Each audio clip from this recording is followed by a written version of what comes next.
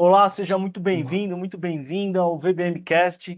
Eu sou o Rodrigo de Paula, CEO da VBMC Consultores. Aqui do meu lado tem o Antônio, sócio e CTO da VBMC, o Antônio Arice. Tem o xará dele aqui hoje, a gente vai ver. Então, o VBMcast é um podcast feito para empresários e líderes que estão nessa fase de jornada de profissionalização, buscando aprimorar processos dentro da sua área, da sua empresa, aprimorar a parte de gestão de pessoas, implantar tecnologias de gestão, tudo para aprimorar, melhorar os resultados de verdade, né? Hoje a gente vai tratar aqui de temas bem interessantes, pertinentes a essas questões. Nós vamos falar de carreira e sucessão de liderança. Para essa conversa, para a gente ir direto ao ponto, já vou fazer a apresentação do nosso convidado hoje, que é muito especial, o Antônio Almeida, um executivo aí que construiu sua trajetória aí 26 anos na Camis. A Camis que é uma das principais empresas globais de motores e soluções de energia.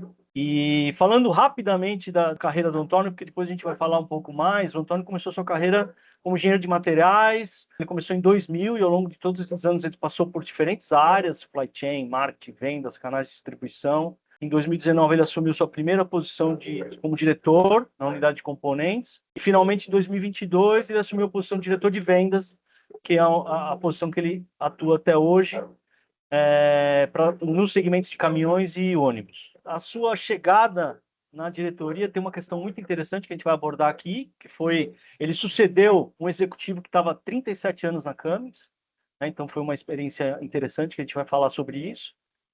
E o Antônio é engenheiro mecânico formado pela FEI, ele fez MBA na Keeley School of Business, PhD pela ESE Business School, tem formação em neurociência pela PUC e em presença executiva e influência pela Wharton School.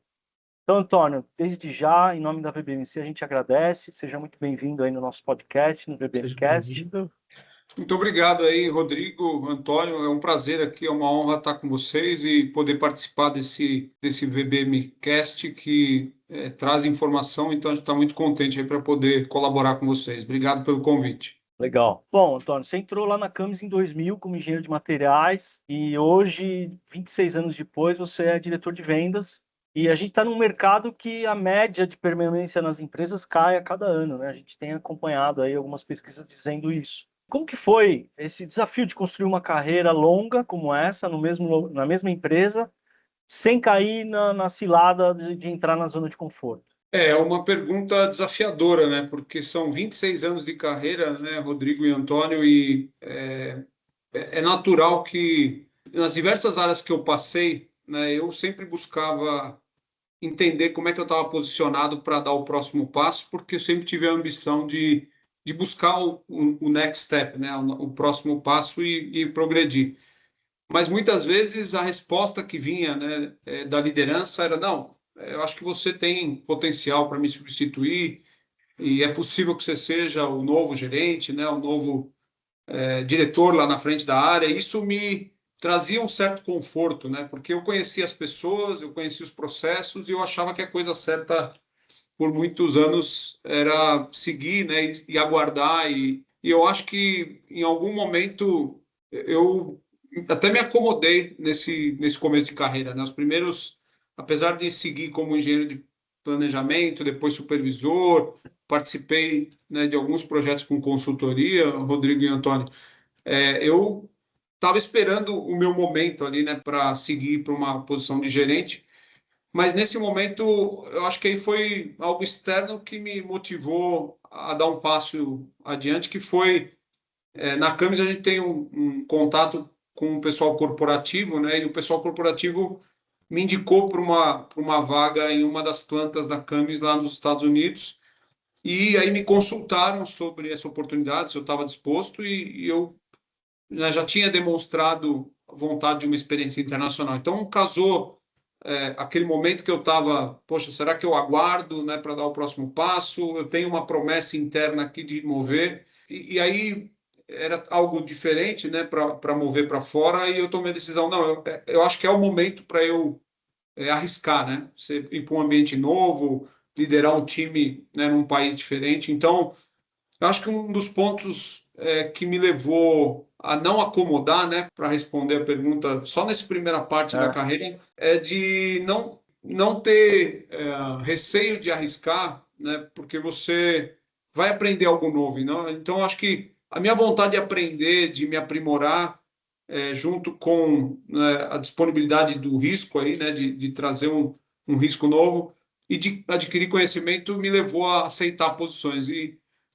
na empresa que eu trabalho hoje também tem diversas áreas, né? Então, eu sempre gostei de como é que eu agrego, né, mais, como é que eu agrego mais ao negócio. E conhecer áreas diferentes para mim sempre foi uma vontade, né? E eu também buscava conhecimento para chegar naquilo.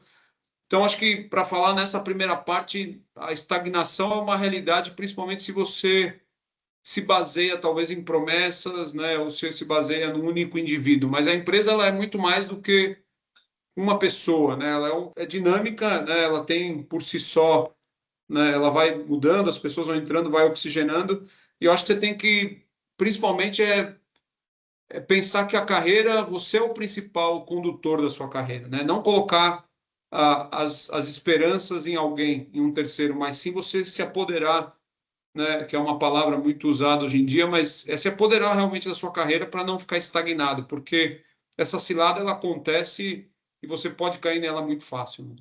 Né? Essa mudança que você comentou de mudar para os Estados Unidos, pelo que eu entendi, foi mais uma iniciativa, partiu da empresa, né? Exato. Mas você, isso foi quando, mais ou menos? Foi em 2008, né? Eu já 2008. estava 8 anos aí, e é o que você falou, foi um encontro, né? A empresa propôs, mas eu já tinha dito que gostaria de ter uma oportunidade Ah, externa se fosse numa posição acima da que eu estava, né? Então foi nesse contexto mesmo. Né? sim. Agora, você passou por diversas áreas, né? Você falou aqui um exemplo de você teve a oportunidade de assumir uma atribuição fora do país, mas você passou por áreas como supply chain, marketing, vendas, canais de distribuição, enfim. Fala um pouco para nós assim de cada uma dessas mudanças, as que partiram de uma iniciativa sua e as que partiram de uma iniciativa da empresa. Como que foi esse processo? É curioso, né? Você me fazendo a pergunta, eu fui relembrando nesse momento em que eu fui para fora, né? E ainda como supply chain, né? Eu era da área de planejamento aqui, e fui liderar um grupo nos Estados Unidos de mais ou menos umas 25 pessoas direto através de 3 líderes e depois mais amplamente como excelência funcional 60 pessoas numa planta dos Estados Unidos. Então foi assustador no começo, né? E aí, estando lá, né, e aprendendo muito sobre liderança, né, onde é uma cultura diferente, né, as pessoas estavam em um momento diferente lá, porque a empresa estava mudando a maneira de reporte de liderança. Eu aprendi bastante lá, mas eu acho que sempre pensando em voltar para o Brasil, né? Eu já tinha uma visão de retornar ao Brasil, de ter essa experiência aí e como esse programa foi um programa de expatriado, né? Na teoria, essa posição no Brasil, ela ficaria alocada para mim quando eu voltasse, né? Mas, É, como eu falei, a empresa é um corpo vivo e ela vai mudando, né? E quando como eu movi para fora, eu subi 2 posições da que eu estava e já não havia como retornar para essa mesma posição, né? é. Então, o que eu tive que fazer foi uma busca com os líderes, né, sêniores da organização, dizendo: olha, eu estou disposto a voltar. Então, nesse momento, foi um retorno, né, para o Brasil, a busca. E eu tomei uma decisão, estando nos Estados Unidos, que já tendo passado 11 anos de supply chain, eu achava que aonde eu poderia agregar mais seria numa posição opostamente do outro lado do negócio, que era a posição de vendas. Né? A posição de vendas, para mim, sempre me atraiu, até por um background que eu tenho de família. Meu pai foi comerciante, a gente sempre teve contato com isso. E eu sempre gostei muito de lidar com pessoas, criar relacionamentos, né? Principalmente de longo prazo. E conversando com pessoas nos Estados Unidos também, eu falei, como é que eu faço essa mudança para vendas, né? E ali foi me dado algumas ideias. Bom, você não vai conseguir mudar direto para uma área de vendas estando em supply chain. É possível, mas você precisa dar passos. E canais de distribuição era uma opção, porque ela trazia ali um contato com um modelo de negócio, né, com o distribuidor que tem ali a obrigação como papel, né, fazer que o produto chegue nos clientes, dar serviço, dar venda de peças, de componentes, de produtos. Então, eu já fui para o Brasil conversando com as pessoas com essa ideia de ir fazer uma mudança de área, né? Então, ali encontrei líderes que me apoiaram e que, né, pensando no meu background e na minha vontade, me acolheram na área de distribuição e ali eu fiquei por 2 anos, né? E aí, Rodrigo e Antônio, só para dar uma ideia, ali era uma posição não Brasil, mas uma posição América do Sul. Então, ali Uhum. também eu comecei a ter contato com outras áreas.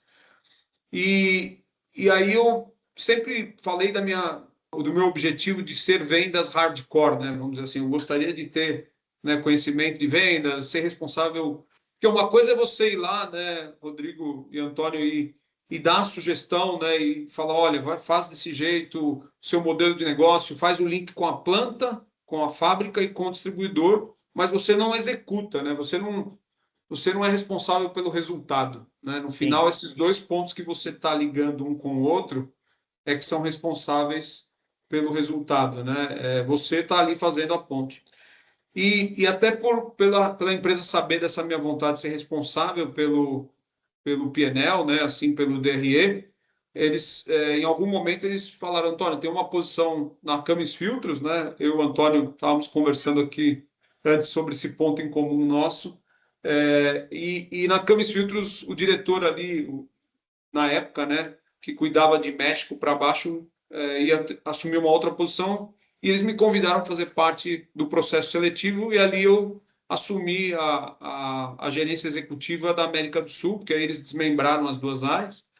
E ali eu tive a minha primeira experiência, Rodrigo e Antônio, para liderar uma área de vendas ali, né? Todas as decisões que eu tomava refletia diretamente na venda, na lucratividade. Então, e aí tiveram outras mudanças que foram mudanças organizacionais.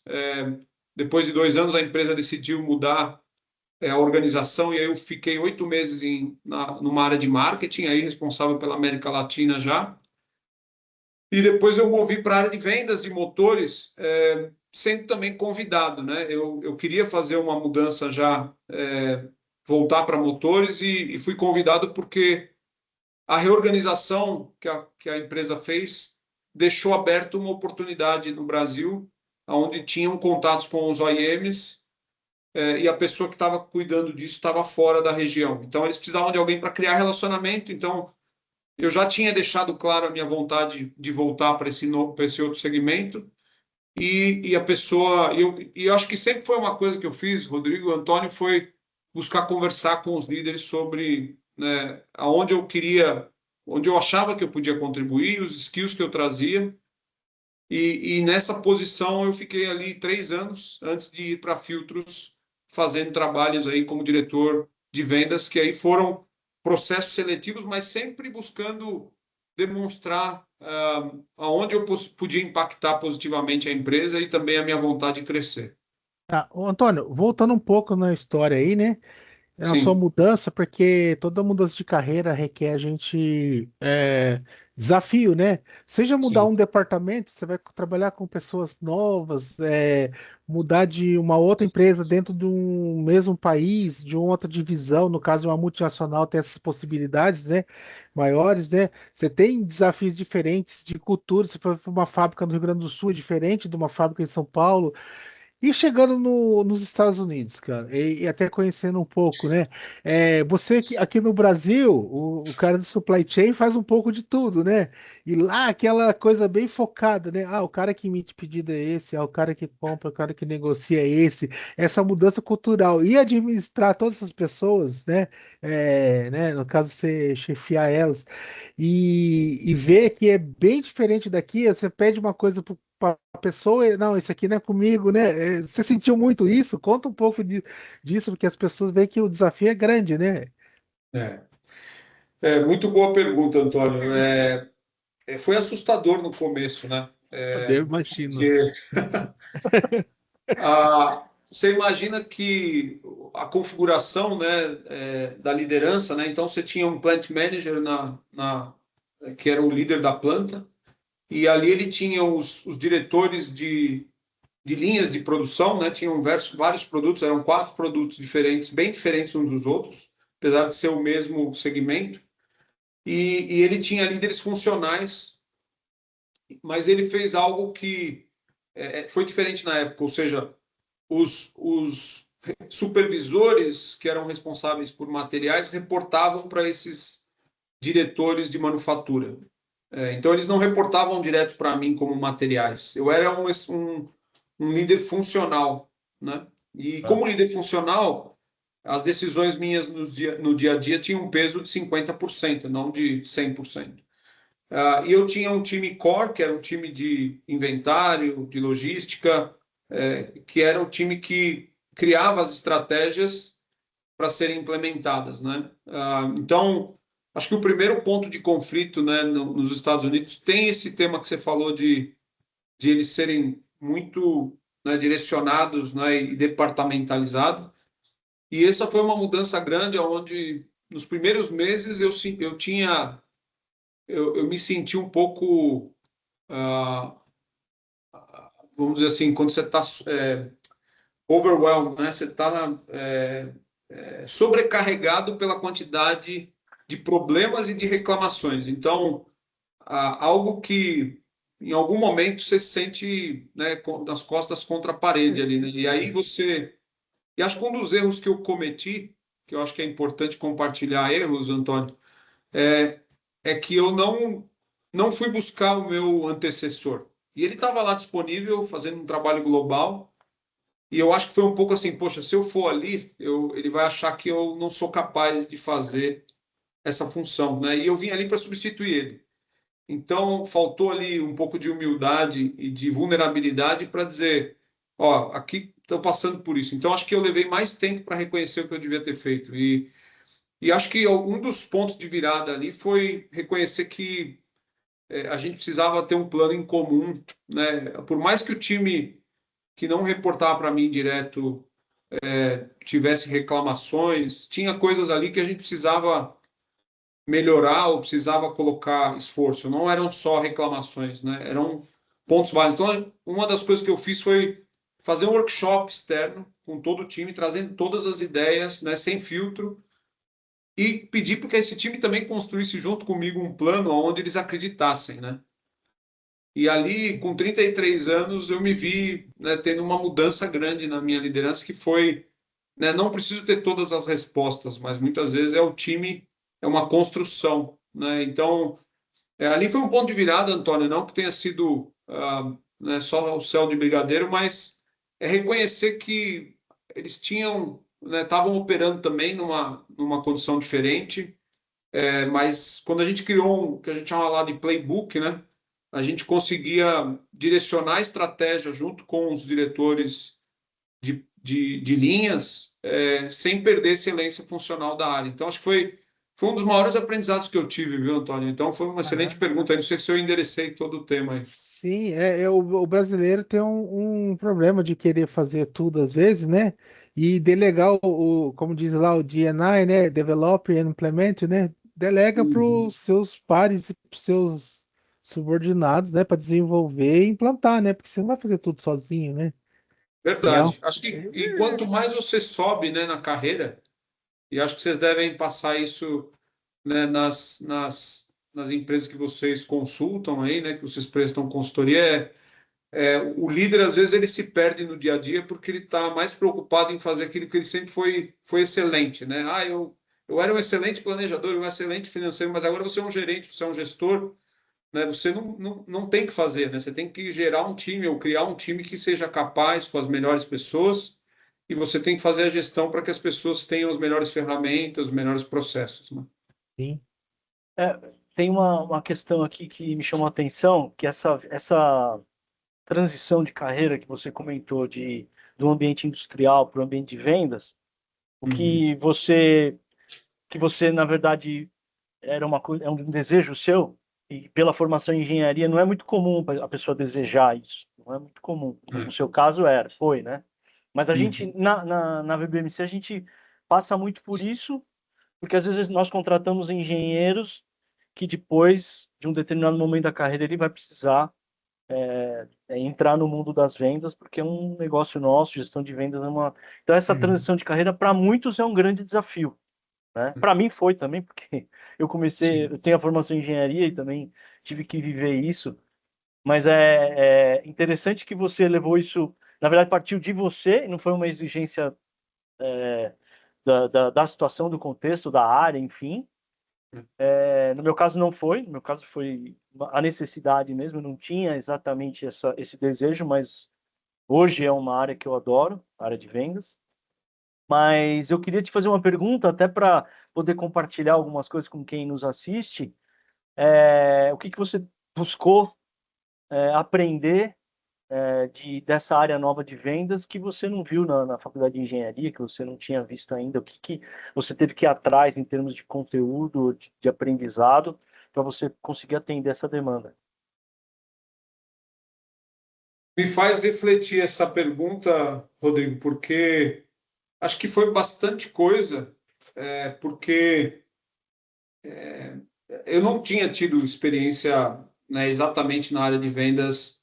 Eu tinha trabalhado em orçamentos numa empresa como estagiário, mas eu tinha uma noção ali, né, de margem de contribuição, né, de orçamentos, mas em negociações eu não tinha ainda, né, negociação com o cliente final, né? Então, eu acho que eu tive que aprender, e isso é uma coisa que eu sempre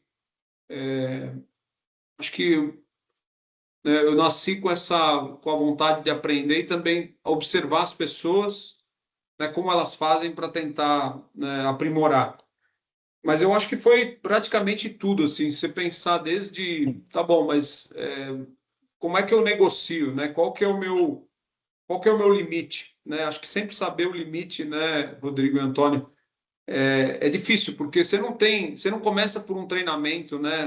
O BATNA, né? Qual é a área, né, de transição, como é que você pode aceitar, né, um orçamento. Você não começa por aí, você Não. começa por um target de margem, por um target de vendas, e dali você vai desenvolvendo as capacidades, né? Então, eu acho que eu sempre tive facilidade com criar relacionamentos, isso acho que foi um ponto positivo, mas eu acho que colocar conflito de uma forma que não, ah, que ao contrário de você mitigar aquela relação, mas ela possa reforçar a relação de trabalho, é algo que eu aprendi ao longo dos anos e continuo aprendendo, né? Então, tentar buscar um ganha-ganha não significa que você vai deixar de entregar o resultado para a empresa, mas eu acho que ali você tá. Uma coisa que eu aprendi não é nunca sobre aquela negociação, é sempre sobre a próxima. Acho que você sempre tem que se posicionar para que a próxima negociação seja a melhor com relação ao ganha-ganha. Então, acho que eu fui atrás, né, principalmente de conhecer as pessoas que estavam na área, então, para conhecer limites, né, como é que eu negocio com quem. Mas foi muito no dia a dia, Rodrigo. Acho que foi muito no, né, pondo a mão na massa, né, como o pessoal fala. On the job, né? On the job. On the job. Eu acho que um exemplo que me ajudou muito foi a gente fazer auditorias, né, nos distribuidores sobre business plan. E eu tinha uma ideia de business plan porque eu fiz um MBA, né, na Kelley School, onde fala do business plan, mas eu aprendi na prática discutindo com os distribuidores e respeitando também a visão de mercado que eles tinham. Então, acho que sim, eu me capacitei, né, fazendo alguns cursos, mas é aquele negócio do 70, 20 e 10, né? Quando você faz um plano de melhoria de alguém, né, 70% é on the job, né? É você fazer trabalho, 20% é você criar uma rede de apoio e relacionamento, coaching, e 10% é educação formal. E eu acho que isso, né, na medida do possível, você trazer isso, mas eu vou te falar que sempre foi uma mescla, né, mas eu aprendi, tive que aprender muita coisa, mas continuo aprendendo até hoje. Eu falo sempre para os consultores que o maior aprendizado é a pergunta que você faz para o seu líder, o do porquê, é o seu interesse em pesquisar informalmente alguma coisa está acontecendo naquele momento, que é ali que você vai conseguir aprender, porque você está usando. É diferente de você fazer uma pós-graduação, por exemplo, não que a pós-graduação seja ruim, pelo contrário, é ótimo, mas a capacidade de aprendizado ela é muito maior quando você está naquele momento utilizando o que você está pesquisando, né? Então, E Verdade.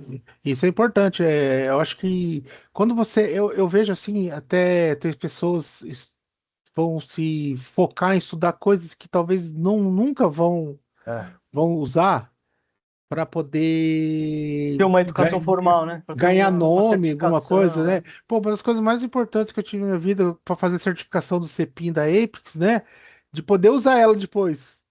Meu, foi tão doloroso conseguir aquilo, cara. E aí depois consegui implantar o que eu aprendi, fazer o Black Belt e poder ser responsável de Lean Manufacturing. Pô, isso é muito importante, né? Então vale a Gratificante, pena, né? é gratificante, É isso que é o porque importante.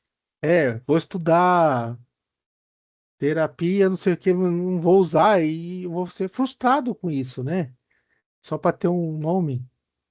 É interessante, né, Rodrigo, esse tema que você trouxe, o Antônio também comentou sobre isso, de que é perguntar o porquê que eu estou fazendo isso, né?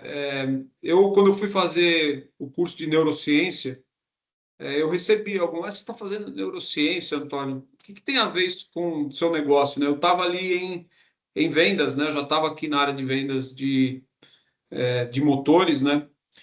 E eu me perguntei também, é o que você falou, pô, se pergunta por que você vai fazer, né, para quê, né, a pergunta que você faz é importante. E eu cheguei na conclusão que eu lido com pessoas, né, eu lido com negociações, eu lido com momentos ali que são chave, né, mentalidade, né, eu sei que vocês têm, né, dentro do VBMC College, né, muito material que agrega muito ali. Eu vi material bastante rico de vocês sobre mentalidade e eu acho que quando você precisa ter interações com clientes e tratar de temas muito difíceis, a gente reconhece que a emoção sempre está presente ali, né? A parte do sistema um e sistema 2 ali da neurociência que fala as pessoas têm tendência a responder rápido, né? Porque é como dirigir um carro, né? Eu já conheço aquilo, né? Mas às vezes, em algumas negociações, você esperar e pensar um pouco mais para refletir mais sobre o tema, né? Que o famoso ganhar tempo pode trazer uma solução melhor e que não seja só em favor seu, mas que seja sobre o ganha-ganha que eu tenho comentado, né? Então, para mim, fazer neurociência podia se encaixar nisso que vocês falaram, né? Vou fazer uma certificação, né? Porque eu vou ter o crachá ali, né? Ou o emblema, né? Mas foi mesmo de me conhecer, né? Conhecer o ser humano, né? Como ele reage e por quê, para poder aproveitar melhor e também ser um melhor líder e ser um melhor profissional, uma melhor pessoa também. Então, Aham. é Eu, eu, excelente esse ponto. eu tive uma situação até mais interessante, porque eu fui fazer uma pós-graduação de docência para o ensino superior, né? Então, assim, cara, aí veio a pergunta, por que que eu estou fazendo isso, né? Na Uhum, época, eu até tinha, falei, olha, pode ser que eu vá usar um sim. pouco do meu tempo para carreira acadêmica, tá? Hoje eu já não Uhum. penso muito nisso, mas, mas assim, foi um curso que eu adorei. Foi um curso que eu Você adorei. tinha já um objetivo, né? Eu tinha, mas eu acabei atingindo objetivos que eu nem imaginava, né? De conhecer um mundo Sim. completamente diferente, de pessoas do mundo acadêmico, de algumas metodologias que eu uso em alguns treinamentos corporativos. Isso sim, tecnicamente eu ajudei, mas você me fez lembrar essa questão. Tá? Então, inclusive, você comentando isso, eu fiz uns treinamentos que, né, no caso, a empresa até que pediu para fazer, para a gente entender o perfil das pessoas, no conversar, entender numa negociação, na época de supply chain, que era mexer com compras e importação, que tinha que entender, pô, esse cara tá querendo comprar, esse vai comprar, pô, ele tá querendo preço, se eu negociar prazo, só de conversar com a pessoa, a gente vai entender ele, né? se ele tá mentindo, né? Ou pelo perfil. E até tem aquele um filme que chamava Fogo Contra Fogo, bem antigo, muito bom, que se o cara também conhecesse essas técnicas, eu tenho que disfarçar para enganar ele também, né? Numa negociação. É impressionante, né? A gente treinava tudo isso, né? Para É. entender, pô, esse cara conhece, então eu tenho que enganar ele, fingir que eu tô, né? Não, mas tudo para ter o ganha-ganha também, né? É importante. É uma pessoa que faz um curso de teatro, que tem uma pessoa tímida para fazer uma oratória melhor, para poder ministrar treinamentos, né? Sim. Desenvolver, Então, né, Antônio? pode não Você está se parecer, desenvolvendo. as pessoas perguntam para mim, nossa, eu sou um cara muito tímido, por incrível que pareça, Ah, mas é? eu sou um cara treinado, é diferente. Uhum. Bom ponto. É. Bom, agora vamos partir para um outro aspecto aqui, que é uma questão interessante aí na carreira do Antônio Almeida, são dois Antônios. É, bom, você passou por essa sua transição, na verdade, quando você assumiu a função de diretor de vendas, você acabou sucedendo uma pessoa, um profissional que estava há 37 anos na Camis, né? E eu queria que você falasse um pouco de como que foi esse processo, né? Você suceder um profissional que está há tanto tempo ali nesse posto, deve ter sido realmente um desafio muito grande, né? Uhum. Foi um desafio grande, Rodrigo, porque a pessoa é uma pessoa extremamente respeitada, tanto pelos clientes quanto pela própria empresa, né? Então, foi uma responsabilidade muito grande, né? Eu acho que, obviamente, nesse momento, foi lá em 2022, né? Eu já tinha uma maturidade, né, de carreira e Sim. né, num cargo de direção, mas sempre é um desafio, né? Porque a gente sabe que nesse nível, né, de liderança, você não tem muito espaço para errar, né? E ainda substituindo um profissional como a pessoa que estava aqui, e que eu sabia que era uma pessoa extremamente carismática, capaz, então foi um desafio. Mas eu costumo, né, dizer assim, o ser humano, se a gente ficar na área de conforto, né, o universo também, né, dá um jeito de empurrar ele, porque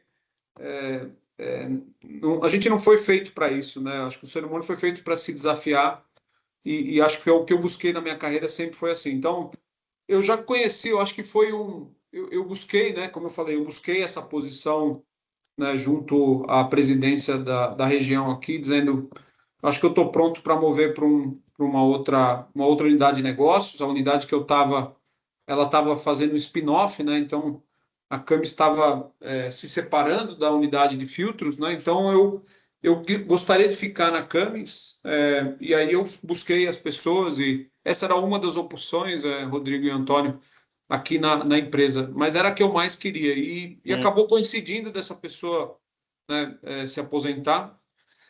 E eu acho que assim, o que eu coloquei na minha cabeça ali do desafio era eu preciso estabelecer, né, relacionamento com os clientes, mas eu entrei num momento em que as negociações eram uma das negociações mais importantes das próximas décadas. nunca, sempre tem uma cerejinha, né? Exato. E eu conhecia os clientes, né? Eu já tinha um contato com os clientes, porque em alguma medida tinha uma certa sobreposição, né, dos clientes, não todos, mas o mais importante, né, a gente tinha já um conhecimento. Então, foi um risco controlado, mas você pensa, né? Você tem um líder novo, né? A presidência tinha um ano, né, liderando a região, né, com o desafio de né, transformar a região. É uma pessoa que extremamente capaz e né, com baita relacionamento. Então, eu acho que o que eu busquei fazer ali, Rodrigo, Antônio, foi me aproximar do cliente, me aproximar das pessoas, entender quais eram as mudanças que eu podia fazer, né, de forma mais rápida, mas respeitando muito a história e também o relacionamento anterior. Mas eu tinha a consciência que eu precisava fazer mudanças, né? E para fazer mudanças você precisa explicar o racional, né? As pessoas elas têm que estar para que elas possam, para que se possa mover, né? E para mim, sem dúvida nenhuma, né, a cultura, a estratégia da empresa é fundamental, mas você ter um time, né, engajado, um time que tem um ambiente bom de trabalho e que acredita, né, no projeto, acredita nas ideias, eu acho que é a parte fundamental. E ali, então, eu busquei entender quais eram as principais ações no começo. E confesso que dessa vez, Rodrigo e Antônio, vocês vão lembrar da minha história dos Estados Unidos, onde eu falei, não, eu não vou falar com essa pessoa porque, né, eu vou... Dessa vez foi ao contrário, né? Eu busquei a É, pessoa, falei, olha, eu estou pensando nisso aqui, quais foram as barreiras que você tinha na pessoa que saiu?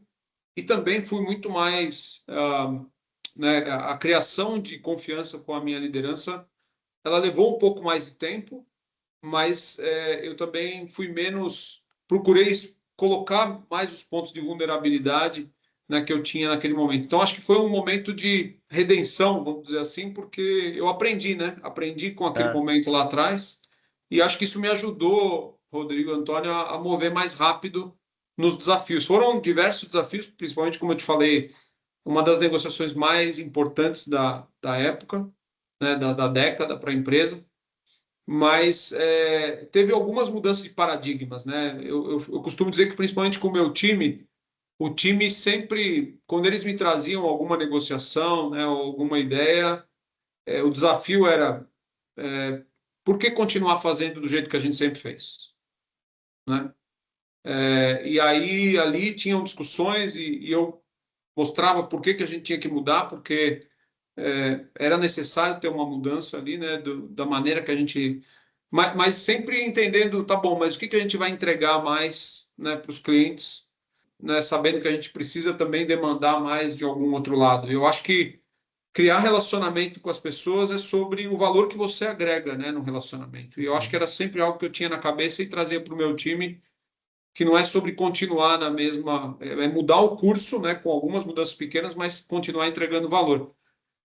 Então, acho que é meio que uma redenção, como eu falei, foi complexo. Acho que os dois, primeiro ano foi bastante desafiador, mas eu acho que eu me preparei para isso, como eu falei, foi risco calculado, mas eu contei muito também com o aprendizado que eu tive antes, nas experiências anteriores, né? Eu acho que uma coisa da mentalidade de dizer, você com certeza é dono, né, do seu destino, no sentido de você buscar ferramentas para você sobrepor as dificuldades. Eu acho que nesse sentido que eu fui buscar ferramentas também. Depois eu fiz, como eu falei, o curso lá de neurociência, depois de comunicação, né, executiva. Eu acho que isso foi agregando, né, mas eu acho que a maturidade que eu tive nessa segunda vez foi também dos erros que eu cometi no passado. E aí a gente acabou, né, também fazendo algumas mudanças no time. Eu acho que sempre você precisa dinamizar o time, né, e dar oportunidades para o time mover. Mudanças que eu propus no time, às vezes não aconteceram porque as pessoas não estavam prontas para mover, mas depois acabaram acontecendo porque elas entenderam que precisava mudar. Então, eu acho que talvez, para concretizar um pouco aqui, é sobre me preparei, mas ainda assim foram desafios que eu fui, ao longo do tempo, tendo que fazer o PDCA ali, né? Então, você planeja, desenvolve, testa e melhora, né? E esse processo sucessório, ele levou quanto tempo de transição? Quanto tempo na prática, assim, foi quanto Eu, tempo? eu gostaria de poder dizer que foi suficiente, mas eu entrei no final de julho e a pessoa, né, tinha ali até o final de agosto. Então, foi praticamente um mês e meio, Nossa, um mês. caramba. Foi bastante, hein? É, foi, foi bastante horas, né, Antônio? Mas Sim. eu gostaria que É, tivesse sido mais Bastante longo, rápido. é. Então, bastante rápido. essa área comercial, né? Se eu não me engano, né? É montadora, né? O principal, principais clientes, né? Então, É. você tem que ter o teu diferencial, tem que fazer diferente a cada dia, porque era negociação planilha aberta antigamente, acho, não sei se é assim ainda, né? Então, Uhum. o É. problema não é muito o preço é problema, mas é o diferencial que é o que ganha, né? Sim, sim. Um bom ponto, assim, Antônio. Uhum. As negociações de longo prazo, né? Assim, tem a parte de vendas, você tem a parte de vendas transacional e a parte de vendas relacional, né? Aham. A nossa parte é muito de relacionamento, né? Então, como eu falei, eu acho que é sempre sobre a próxima negociação. Hoje em dia as empresas têm usado menos essa estratégia de planilha aberta, né? Mas eu acho que isso demanda mais também do time de vendas, né? De encontrar pontos de convergência e pontos que você tem que, né, não consegue abrir mão. Mas eu acho que também é muito sobre entender o lado do cliente, o que ele está buscando, né? Então, foi um desafio, sim. Uhum. Legal. Se você pudesse deixar aí um conselho para quem, um empresário, um líder que está pensando ou passando por uma situação dessa de sucessão de liderança comercial, por exemplo, quais são as recomendações aí que você daria? Eu diria o seguinte, falando, né, nas empresas, eu acho que vou começar pelo ponto inicial de que eu acho que trazer essa consciência para as pessoas, Rodrigo e Antônio, que você precisa ser o dono da sua própria carreira é importante, né? Mas você precisa também dar ferramentas para as pessoas. Então, eu acho que as empresas precisam, de alguma forma, pensar como destravar o potencial, porque e aí vocês têm exemplos aí, né? Vocês têm criado conteúdos aí na mídia, né? Tem o VBMC College, mas dar ferramentas para que as pessoas possam pensar em como se desenvolver, sem que isso signifique necessariamente, né, somente cursos formais, mas falar quais skills eu tenho, né? Quais skills. A Korn Ferry tem um livro muito bom que é For Your Improvement, né? Para o seu para você melhorar, né? E é um livro da Korn Ferry e ele fala de diversos skills ali que você ou usa pouco, ou usa bem, ou não usa. E aí te dá dicas de como fazer isso. Então, se as empresas pudessem focar, né, além da cultura e da estratégia, em como que as pessoas possam desenvolver para buscar atingir o seu potencial máximo, que é o que a gente fala aqui dentro da empresa, eu acho que isso pode fazer uma mudança incrível nas empresas, né? A gente estava falando aqui no começo, né, Rodrigo e Antônio, sobre pegar os melhores talentos e eu acho que a conversa sobre pessoas dentro das empresas, você precisa criar espaço, precisa criar repetição para que se torne uma cultura, né? Vamos falar de pessoas. Quem são os funcionários que têm maior potencial? Potencial, você precisa ter capacidade técnica, vontade de crescer,